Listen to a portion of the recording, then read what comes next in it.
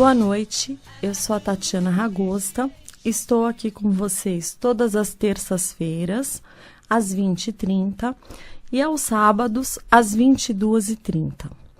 Bom, como de costume, para abrir o programa, eu vou deixar os meus contatos. O meu telefone é o 3439-8585. Repetindo, 3439-8585. Mais uma vez, para quem está no trânsito e não conseguiu anotar. 3439-8585. Facebook, Leis do Sucesso. Se você não tem Facebook, você pode entrar pelo YouTube, só digitar Tatiana Ragosta, que você vai ter acesso aos programas que eu fiz pela Mundial. E o site do escritório é o www.ragosta.jur.adv.br. E hoje, o que eu vou fazer? Como tem muitas pessoas que não acompanharam todos os programas, ou até aquelas pessoas que tentam acompanhar, mas eventualmente perdem um programa ou outro, hoje eu vou fazer um mix das revisões. E não são todas na área previdenciária. Algumas revisões na área tributária, outras na área civil, mas eu vou dar uma dica de algumas revisões que muitas pessoas estão ingressando em juízo. Então, vou começar com a revisão do PIS/PASEP, que é a revisão para quem trabalhou com carteira assinada ou para quem trabalhou em algum órgão público de 1971 a 1988. Então, o que aconteceu nesse período? De 1971 a 1988, o PIS/PASEP, o caráter dele era privado. E aí, em 1988, ele passou a ser tributo, tá? E aí, o que o governo fez? No período que ele era privado, ele era o patrimônio do trabalhador, o governo pegou o dinheiro de quem tinha depósito, na época, em poupança, e o governo começou a trabalhar com esse dinheiro. Só que o correto é o governo, a partir de 88, então a pessoa tem um depósito lá referente ao período, de 80 a 88, não precisa ser o período completo. Pode ser um período menor, ou a pessoa já pode até ter sacado o PIS/PASEP, que ela também tem direito a ingressar com essa ação. Por quê? Porque o governo pegou, a partir de 88, esses valores, e ao invés de ficar com a taxa de administração, ele fez o contrário. Ele dava a taxa de administração para as pessoas e ficava com lucro, com o grosso. Então, esse dinheiro é o quê? São empréstimos, ele fez diversos empréstimos, Finame, BNDES, o dinheiro que foi emprestado para o Eike Batista é tudo desse fundo. Então, o lucro, o governo não repassou aos donos de direito, que são aqueles que tinham os depósitos de 71 a 88. Então, esse dinheiro, vamos supor, a pessoa trabalhou de 85 a 88 e aí ela ficou com esse dinheiro 3 anos e se aposentou em 2014. 3 anos ela não teve um lucro muito grande. Só que imagina que o governo trabalhou com o dinheiro dela de 88 a 2014. Calcula a quantidade de lucro que embora esse dinheiro no começo pudesse ser pouco, com o passar do tempo, esse pouco acabou sendo muito, porque empresta. E juros, quanto que eles não cobram de juros, quanto que eles não cobraram de multa se a pessoa atrasou. Então, tudo isso é levado em consideração. Então, para todos os funcionários que trabalharam tanto em empresa pública como em empresa privada, de 1971 a 1988, tem direito a essa revisão do PIS/PASEP, tá? Só que não adianta, no caso, tanto a ação, ela não é feita contra o banco, ela é feita contra o órgão gestor, né, que administrou o PIS/PASEP, tanto a Caixa Econômica Federal, que administra, que repassou os valores do PIS, quanto o Banco do Brasil, que repassou os valores do PASEP, não adianta solicitar extratos, porque eles não fornecem. Não sei, acredito que por ordem até do próprio governo. Então, você não vai conseguir chegar lá e pedir o extrato. Essa ação a gente tem que entrar sem saber o valor que você vem a receber. Essa é uma das poucas ações que não dá para fazer o cálculo antes de ingressar. Tá? Então, fica aí a dica do PIS/PASEP. Uma outra ação que muita gente está entrando é a majoração de 25% no caso de aposentadoria. Por quê? Porque se você chegar no INSS e pedir, você é aposentado por invalidez, e aí você, de repente, você teve um problema e aí você não pôde mais, você precisa de um terceiro para cuidar de você nas tarefas do dia a dia, para dar banho, enfim. Esse tipo de situação, a pessoa indo no INSS, ela faz uma perícia na aposentadoria por invalidez e recebe o benefício. Só que houve agora o entendimento na jurisprudência. Jurisprudência são as decisões, várias decisões no mesmo sentido, de que essas pessoas não compete somente a quem é aposentado por invalidez, mas as outras aposentadorias também. Por quê? Pelo princípio da igualdade. Porque são todos aposentados. Eu estou tratando o aposentado por invalidez diferente de quem se aposentou por idade. E não está certo. Então, a gente entra em juízo com essa ação. Para quê? Para aumentar em 25% a aposentadoria da pessoa, seja por invalidez. Invalidez, normalmente, o próprio INSS concede. Mas se você tiver aposentadoria por idade, por tempo de contribuição, aposentadoria especial, qualquer aposentadoria, a gente consegue o quê? Essa majoração de 25%, que é justamente para que você possa pagar uma pessoa para cuidar de você. Então, essa pessoa, o gasto que você tem com essa pessoa, você tem essa majoração de 25% para cobrir esse tipo de gasto. Tá? Então, essa é uma revisão. É a majoração de 25% da aposentadoria. Existe uma outra revisão, que é a revisão da vida toda, que são para aposentados com recolhimentos altos antes de julho de 1994. Porque o que acontece? Quem se aposenta, quem tinha recolhimento muito alto, vamos supor, eu tive uma vez um caso de um cliente que ele trabalhava na GM e ele era diretor. Então, ele tinha, assim, os salários dele eram absurdos. Só que em 95 ele perdeu o emprego, ele foi demitido. E o que acontece? A partir de julho de 94 é que são considerados os salários para fins de aposentadoria. Então, não interessa para o INSS se antes você recolhia sobre o teto. Se você passou a recolher sobre o salário mínimo a partir de julho de 94, eles vão fazer o cálculo só a partir dessa data e você se aposenta pelo salário mínimo. Ou seja, eles não levam em consideração os valores pagos até julho de 94.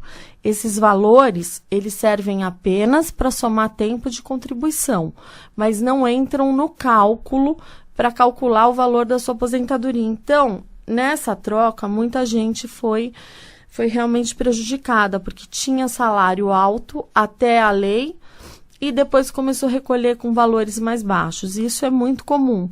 Então, existe essa revisão da vida toda, onde a gente pede o quê? Que não é justo desconsiderar os primeiros salários. Então, a gente pede para que seja feita uma média de todos os salários desde o começo que a pessoa começou a contribuir para o INSS. Então, é feita uma média, esse cálculo, essa é uma das ações que precisa fazer o cálculo. É um cálculo bem complicado, porque vai levar em conta todos os salários, precisa mudar as moedas, porque antes de 94 era outra moeda. Começa a contar na aposentadoria a partir de julho de 1994, que é justamente quando entrou o real. Então, antes é cruzeiro, cruzeiro novo, cruzados, tem uma série de moedas que é necessário fazer a conversão para fazer o cálculo. Então, esse cálculo é bem complicado, você precisa procurar uma pessoa que tenha experiência e que faça esse tipo de cálculo para você poder ingressar com essa revisão da vida toda, porque antes de entrar com a ação, você vai precisar o quê? Ver se vale a pena, porque muitas vezes para você está ganhando o salário mínimo, para você ganhar R$20, vai de 880 passar para 900, não vale a pena você entrar com uma ação, você ficar aguardando, entendeu? Então, por isso que eu falo que vale a pena fazer os cálculos. Então, esse é um caso que muita gente foi prejudicada quando houve essa conversão, quando a Previdência passou a apenas considerar os valores a partir de julho de 94, e aí faz uma média de 80% os maiores valores, maiores salários, e exclui os 20% menores salários. Então, tá aí outra revisão que muita gente se interessa, muita gente procura. Então, essa é a revisão da vida toda. Bom, tem uma outra revisão, né, que é a aposentadoria por velhice. Como todo mundo sabe, hoje, mesmo mudando a lei no tocante à aposentadoria por tempo de contribuição, a regra 85/95, em nada atingiu a aposentadoria por idade. Por quê? Essa aposentadoria por idade continua a mesma coisa, mulheres 60, homens 65. E desde que a pessoa hoje tenha 15 anos de contribuição. Para quem tem mais idade, existe a regra do artigo 142, que é proporcional, que foi feito um pedágio, porque antes, em 1991, até 91, eram 60 contribuições, ou seja, a pessoa contribuía 5 anos, podia se aposentar por velhice. Depois, começou a aumentar, e hoje é 180 contribuições, o que equivale a 15 anos, mais a idade.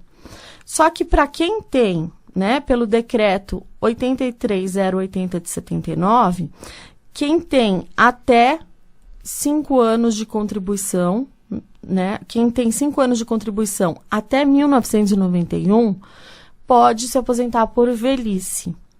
Tem que ingressar em juízo, não é solicitar no INSS, porque isso é uma tese, e realmente precisa entrar com ação. Não adianta a pessoa procurar o posto e pedir aposentadoria por velhice. Você tem que, logicamente, todas as ações previdenciárias, há necessidade de passar pelo INSS, apenas para pegar a negativa e ingressar com ação no judiciário.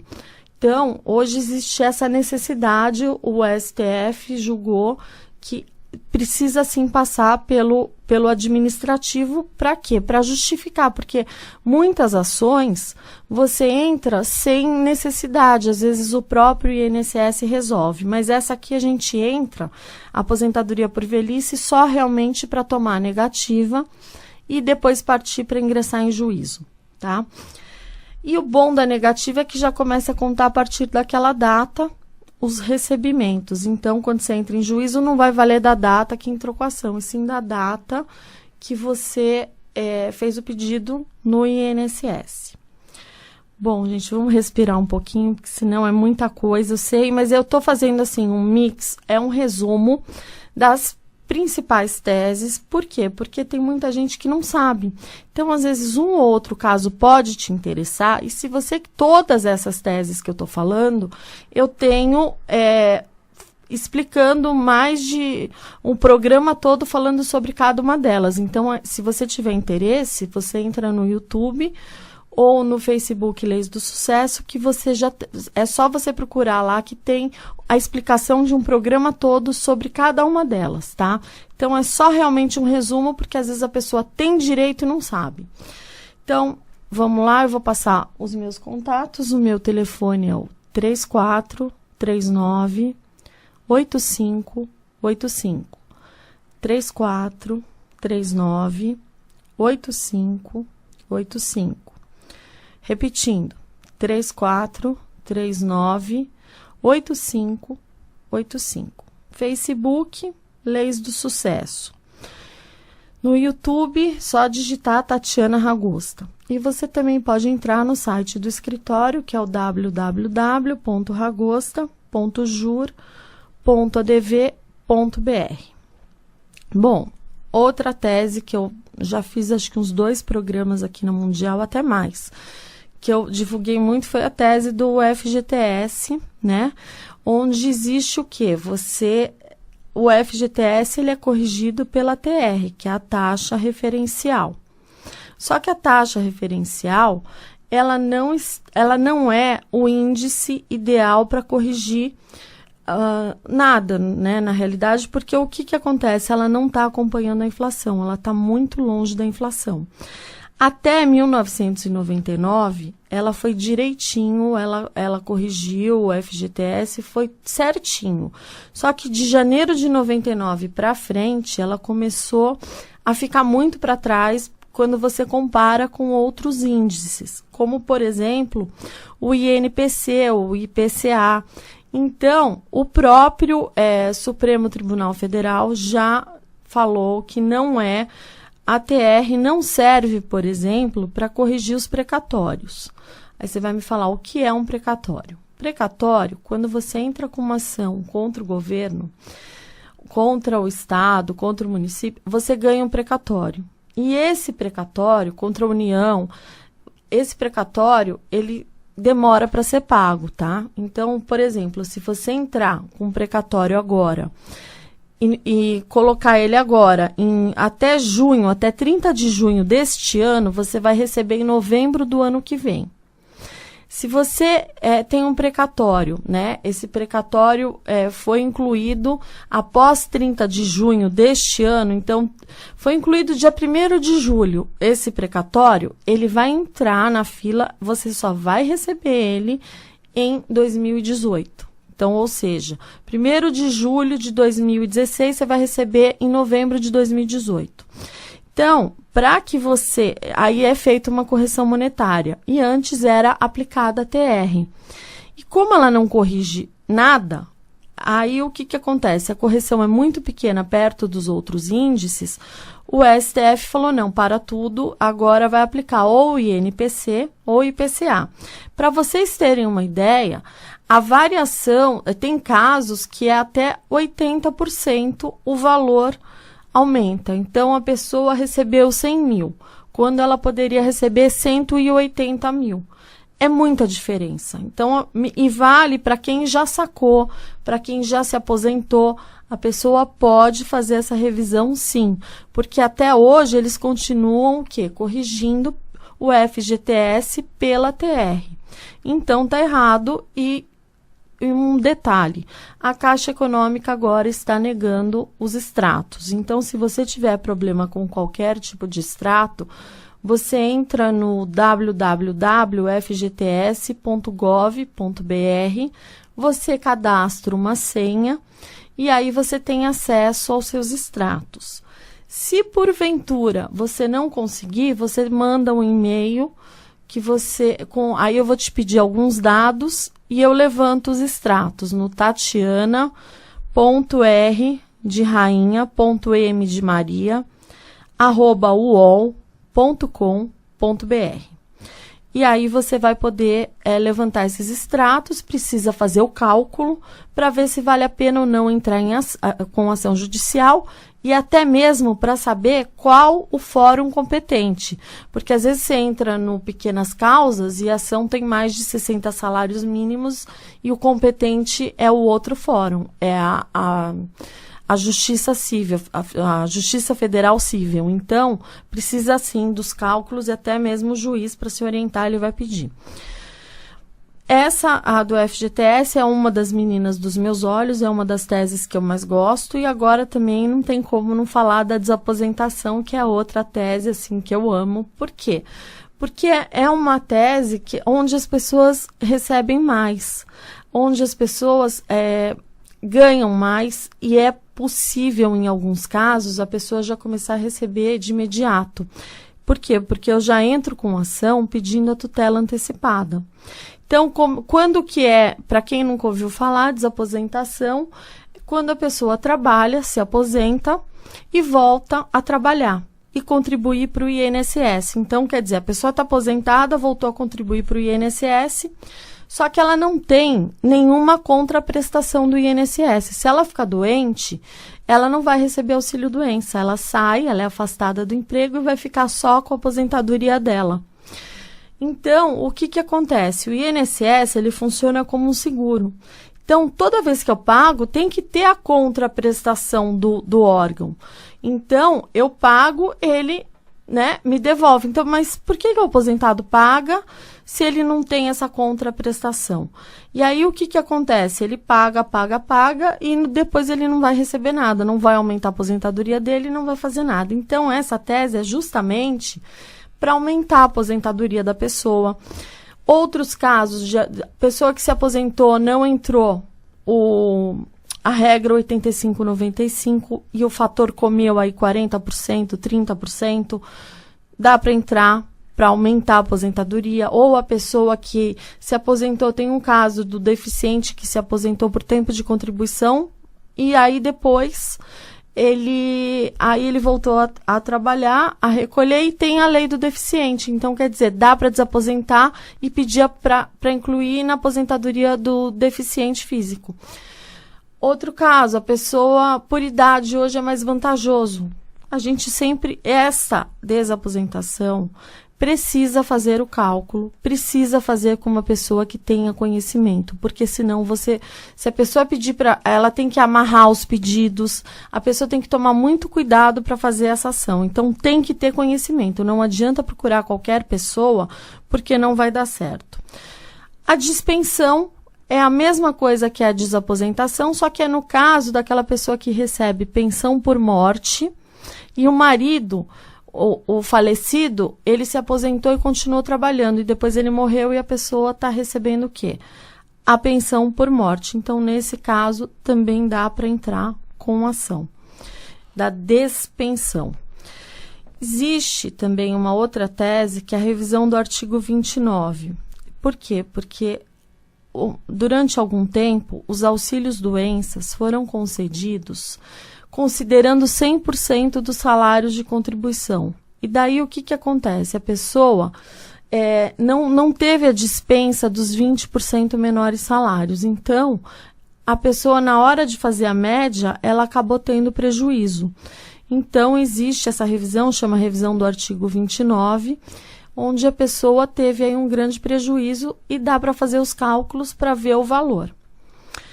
Bom, existe também uma outra revisão que, durante algum tempo, o INSS concedeu a aposentadoria para as pessoas e aposentadoria por idade, aplicou o fator previdenciário e reduziu. O fator previdenciário na aposentadoria por idade, ele só pode ser aplicado quando ele aumenta. Quando ele reduz, ele não pode ser aplicado, ok?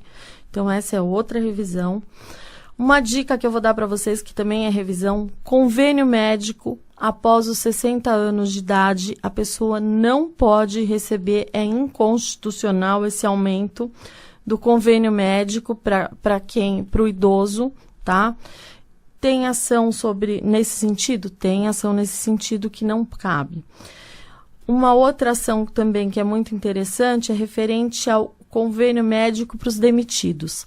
Se você recebia convênio médico da empresa e era descontado um X do seu salário, você pode sim entrar com a ação pleiteando que aquele convênio continue. Se você é aposentado, você tem direito a continuar com o convênio, mas você vai pagar o que você era descontado e mais a parte da empresa. Você tem direito àquele convênio pela eternidade. E se você foi demitido e não é aposentado, você vai ter direito a esse convênio durante algum período, tá? E tem a última que eu vou falar rapidinho, que é a inscrição pós-mortem para aquela pessoa que trabalhava, não pagava o INSS e morreu. Então, a viúva pode entrar com uma ação se ela conseguir comprovar que a pessoa pagava o INSS, que a pessoa, trabalhava, porque tempo de contribuição é igual o tempo de serviço é igual a tempo de contribuição. Então, existe essa tese da inscrição pós-mortem, também para as viúvas que ficaram sem pensão. Gente, o programa acabou, infelizmente, eu tinha mais um monte de coisa, mas por hoje vamos parar por aqui. E então eu vou deixar os meus contatos. O meu telefone é o 3439-8585, 3439-8585, Facebook, Leis do Sucesso, YouTube, Tatiana Ragosta, e o site do escritório é o www.ragosta.jur.adv.br. Gente, fiquem com Deus, tenham uma semana abençoada, próspera, e sábado tem mais Leis do Sucesso. Um abraço.